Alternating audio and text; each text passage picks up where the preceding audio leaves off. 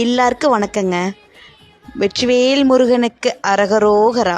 முருகனை வழிபாடு பண்ணுறக்கு நிறைய விரத முறைகள், நிறைய வழிபாட்டு முறைகள் இருந்தாலும் இந்த 48 நாள் விரதம் முருகருக்கு இருக்கிறது அப்படிங்கிறது குழந்தை பாக்கியத்துக்காக, கடன் தீர, நம் பிரச்சனைகள் எல்லாம் தீர இந்த 48 நாள் தைப்பூச விரதம் நீங்கள் இருந்தீங்க அப்படின்னா நீங்கள் கேட்டது எல்லாமே கிடைக்குங்க. தைப்பூசம் அப்படிங்கிறது தை மாதம் வரக்கூடிய பௌர்ணமி திதியில் பூச நட்சத்திரமும் சேர்ந்து வர்ற ஒரு நாள் தான் தைப்பூசங்க. தைப்பூசம் பார்த்திங்கன்னா பிப்ரவரி 1ஆம் தேதி வருதுங்க.